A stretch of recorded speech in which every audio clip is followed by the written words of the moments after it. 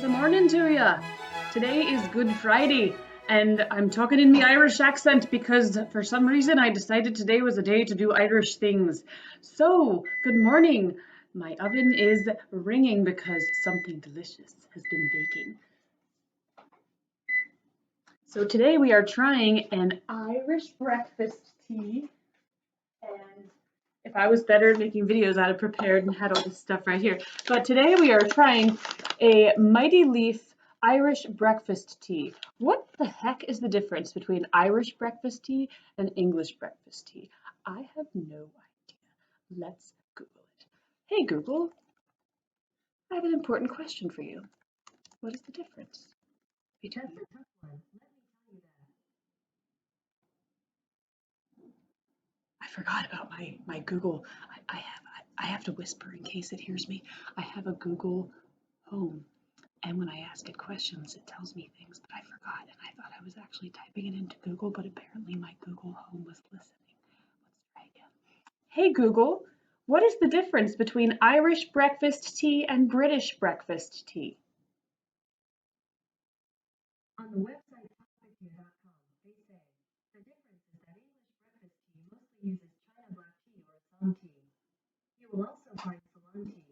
However, Irish breakfast tea predominantly uses Assam tea. To find out more, look for the link in your Google Home or Google Assistant app. Boiling hot water here. Let's add that to my purple teapot. Also, check out these beautiful flowers. So I think my adorable, sweet elderly neighbor sent them to me, but they did not have a name on them. And so I'm feeling very anonymously loved, and it's quite a nice feeling. That's a bit of positivity for you. Random flowers delivered by a man in a surgical mask because it's 2020 and we're in a pandemic. But at least flowers can still get delivered. So I'm going to let this steep for a second. And in the meantime, I'm going to show you what I have been baking. So I am a big fan of bread, just basically all bread, but I especially really like dense breads, like scones and British biscuits. If I lived in London, I would get obese in like 5 seconds. So it's probably good that I don't, but I would move there. Yeah, I would. But anyway, so I made some Irish soda bread, which is a traditional, pretty basic Irish bread. You probably have all the ingredients in your house. If you like raisins, you're good to go because there's a lot of raisins in here, largely because I made a couple loaves for my dad. He loves Irish soda bread too. It must be genetic. And so I put extra crazy amounts of raisins, a butt ton, if you will, into this bread because I knew my dad would appreciate that. So let me get that and show it to you. All right, here we are with some fresh Irish soda bread. Hopefully you can see it. It is looking delicious. It's got a nice little brown flaky-ish looking, not flaky is the wrong word. It's got like a brown golden toasted topping going on. Clearly there's butter in this bread, but not that much actually. This is 2 of the 4 loaves I made. There's 2 more in the oven, and I only used 1 stick of butter for all 4 loaves, which to me means that if you ate 1 entire loaf of this bread, which is a lot, you would only be eating 1/4 of a stick of butter, which, is not the worst thing in the world, right? I mean, it's probably not the best thing either. We should probably eat like cauliflower, which I eat a lot of that too, but it's not bad, all things considered. All right. Got my trust. All right, so I've got my slice of soda bread. I've got my tea steeped here. I'm going to just pour some tea into my snazzy women writers mug. Actually, this is kind of dirty. Apparently the dishwasher did not do its work. So I'm gonna get a different mug.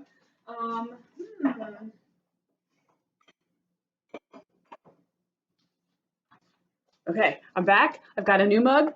Treat yourself, Tom Haverford. A little bit of that. I'm going to treat myself to some British breakfast tea. Excuse me, lies. Irish breakfast tea, which contains more Assam and less of a mix of other teas.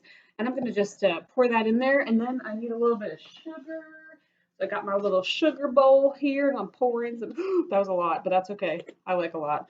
All right, I need my little spoon. So my spoon. So I'm going to stir this up a little bit, give it some love. And now look at this magical, beautiful meal I got here. I feel like if I want to show you my smiling face and my meal, I have to bend down like this, but that's okay. I'll do it. So I now am crouching on the floor like, this feels weird. Okay, so yeah, anyway, you can't see everything at once. You have to suck it up and see what you can see. Actually, I have to suck it up. So today, let's try our Irish breakfast tea here. It smells so good. I would say it's actually even a little bit more robust, to use that word again, than the British breakfast tea. Let's give it a go. Oh my gosh, that's good. Oh, it's really good.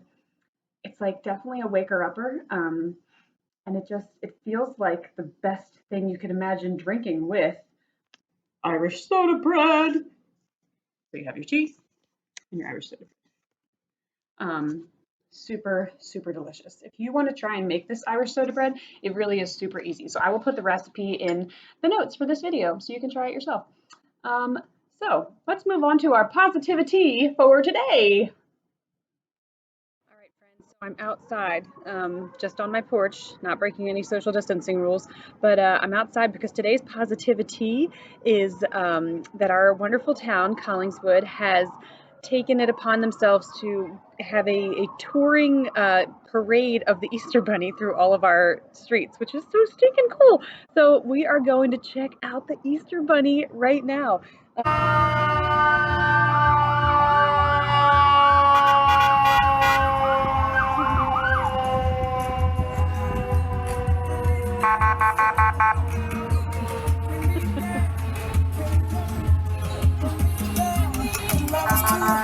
Got dance moves too, I love it.